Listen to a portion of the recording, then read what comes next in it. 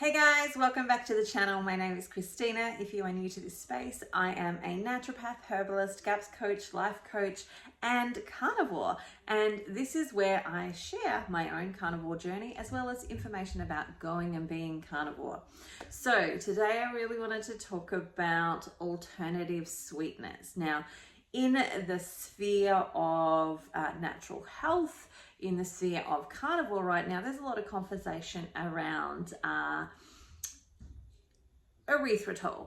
So there is a new study that's come out recently around erythritol and how it's not necessarily good for us, and that it can increase, things like strokes and heart disease and all sorts of other stuff. Now, I was watching somebody else's video on this, and in the comments, sometimes I like to check out the comment section because that's kind of where it's all at. In the comment section, one of the things that I saw was somebody posted this comment, which was essentially like, none of the carnivores I know eat erythritol and are using, alternative sweeteners. And I wanted to come back from that angle versus the angle of like, is this bad? Do we need to get rid of it? All of that type of stuff. Ideally, we want to be as clean as we possibly can. But I wanted to add another element to that, which is we have to remember that for many people coming to carnivore, coming to GAPS, coming to anything else, even if it's just whole foods, right, that are coming to these protocols or ways of eating, they've come from something different. They've come from probably the standard Australian diet or the standard American diet, and they're used to having a lot of sweetness in their food. And so when they suddenly start to change over, whether it's because of desire to want to change their body, whether it is that they've got a medical illness that they're actually trying to help themselves recover from, whatever that reason is, there are certain challenges that we actually face, especially if you've been like me, which is addicted to carbohydrates. So I have been addicted to carbohydrates from my whole life. Like, if I talk to my parents or when they were still alive, I talked to them about, the foods that I had when I was a baby. And essentially, I was fed orange juice almost from the time I could, from a bottle, because my mom couldn't breastfeed me because she was too unwell. And so I had cow's milk, and then I had orange juice, and then the sugar cycle continued from there. And so for me, a part of my diet for all of my life has had to do with high carbohydrates, high sugar, all of those types of things. And so I have got a significant addiction to those things. And I am not a moderator. I am not the person who is able to go, oh, I'm just going to have a little bit and moderate. And that is not something that I am capable of doing, especially at this point in time, because of all the biochemical changes that take place as you actually have that as well. And I will also note at this moment in time, I am also a mother of 7 children. And so my children are out in the hallway, hopefully cleaning up, doing other things within the house. So if you hear some noise in the background, it's them. This is my life. That's how we roll over here in this space.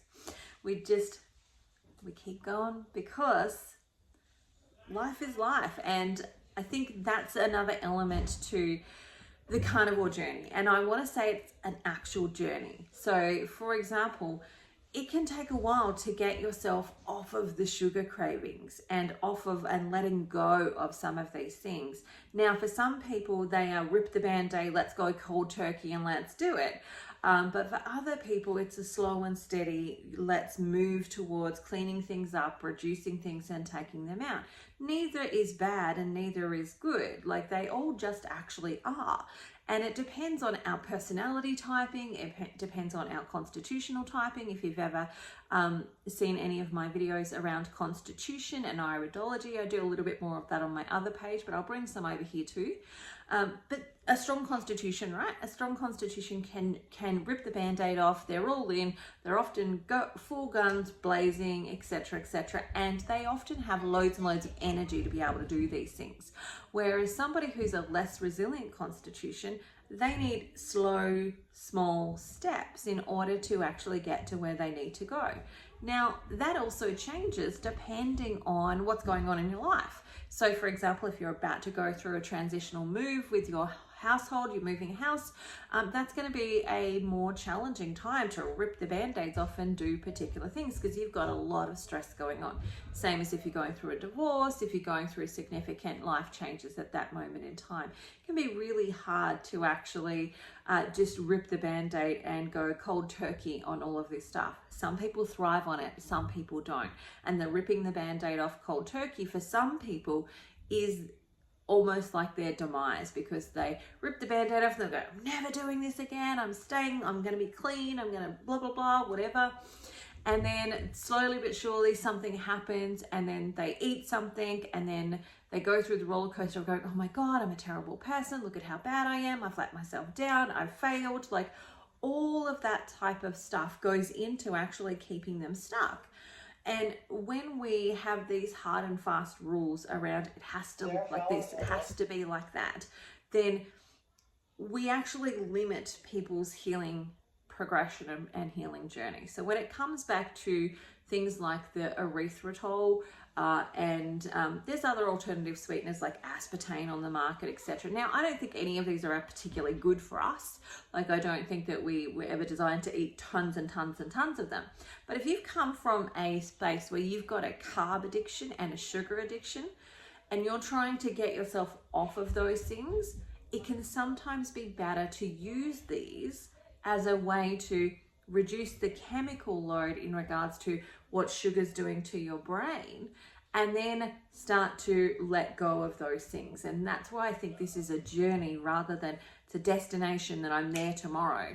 It's we're journeying on this space. We actually have to ride the roller coaster ride of this. And I can tell you from my own experience with Carnivore and with all the other healing protocols that I use for my clients that I've, always tested on myself as well, that for me, when I'm using these things, I have to come back to that it takes time to get there, that we all have different things in our lives that are going to make it challenging for us to get there, and to get there immediately. Now, some people have got a great setup in their life is fully set up to be able to make that transition, but other people don't. So when it comes to whether we should or shouldn't have these foods, again, I don't think they're healthy for us in the sense of long-term usage. I don't think they are healthy for us from that perspective. But I think that we can certainly use them to our advantage, just like we would if you were a smoker and you were using like nicotine patches, where the nicotine patch is taking care of your physical addiction while you're working on the habitual addiction. And so the same thing is kind of happening here. Instead of working on the physical addiction, we're working on the habitual addiction. We might use things like Diet Coke, or some of those sugar-free drinks, or some of the sugar-free foods that are out there. So there's like cakes and stuff like that. There are things like the Atkins bars, etc., etc.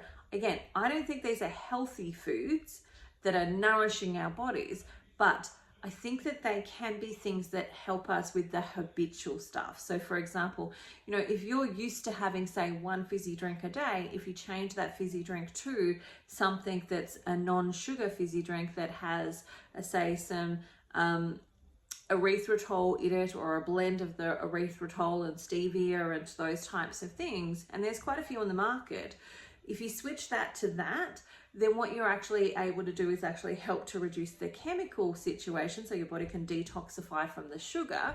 You do have another chemical in there, but you're detoxifying from the sugar, and then start to work on actually taking out that habitual thing, where you might go, okay, well, I have this every day. Let's move it to every second day. Let's move it to every third day. Let's move it to, I'm just going to do it on the weekend where I'm home and, we're having a social gathering.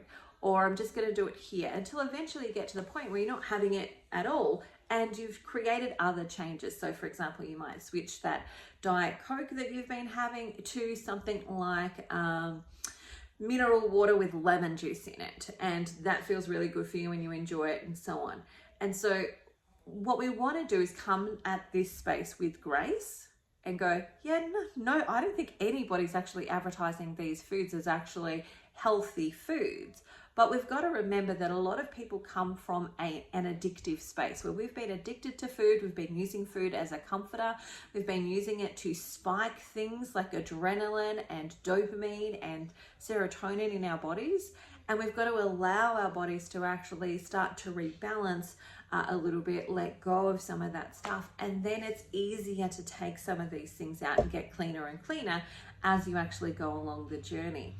Now, that's my take on it. My take on it is that these can be useful tools that actually help us make that transition and that crossover.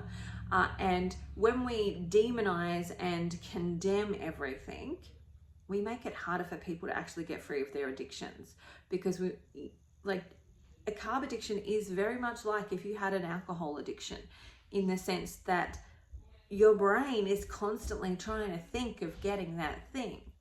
Now, for some people, they say for themselves that they found it was easier to just remove all sweet flavors versus trying to just, have a little bit of something that was like had stevia in it, etc., that, tasted a little bit sweet but was not giving them the sugar.